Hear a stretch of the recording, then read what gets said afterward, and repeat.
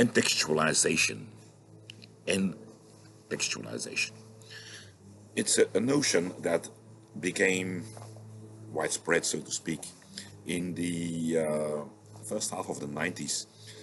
And its origins are within linguistic anthropology. You know, Michael Silverstein and his associates developed it. It's a notion that we have to connect in some way to intertextuality. Now, in its most elementary form, entextualization refers to the process in which we have a piece of, let's say, discourse, all right, which we extract from its original environment, the context, right, and move into another one, move into another context. Okay. Now, very often this is seen as replication, you know, like repetition. But the argument made by you know, like Silverstein and the others was no. There's a lot of stuff that happens there. Because moving a piece of material, text, from one environment, a context, into another, basically reorganizes the entire indexical world within which that new piece of text is being placed, right? So entextualization means you bring something into another text, a new text, and you create a new text by doing that. Now let's give the example of a thing academics do all the time, the example of citation, right? So we write an article, we write a book, and we have to cite other authors. We quote, for instance, a fragment from, I don't know what, Freud, okay. And in our article, that particular fragment from Freud is very important. It is like one of the big points that we are making, and we are making it by referring to Freud.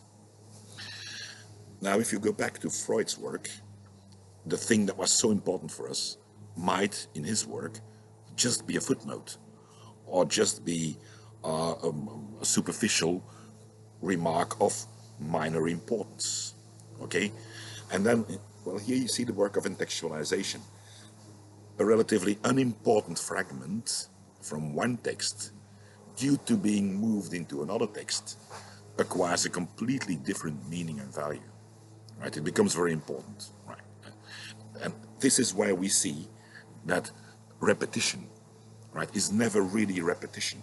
So whenever we repeat something, we create something entirely new, right, due to the sheer fact of repetition. And in that sense, entextualization makes us aware of the fact that whatever we do, whatever we say, whenever we use the voice of another, in what looks like just reiteration of that voice, we do something entirely different. And just to conclude with one more example, take retweets. For instance, a tweet by President Trump gets retweeted 65,000 times. The idea very often is that, oh wow, you know, these are 65,000 repetitions of the same tweet. Well, no, they are 65,000 re-entextualizations of that particular tweet, in the sense that when I retweet a tweet by, say, President Trump, I extract the tweet from his network, okay, of followers on Twitter, and I bring it into mine. So in other words, I create a completely different audience, for it. I bring it into a totally different speech network, okay?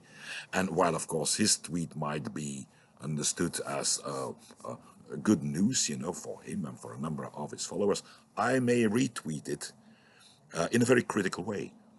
So in other words, also reverse the entire indexical arrow of the tweet from very positive to very negative.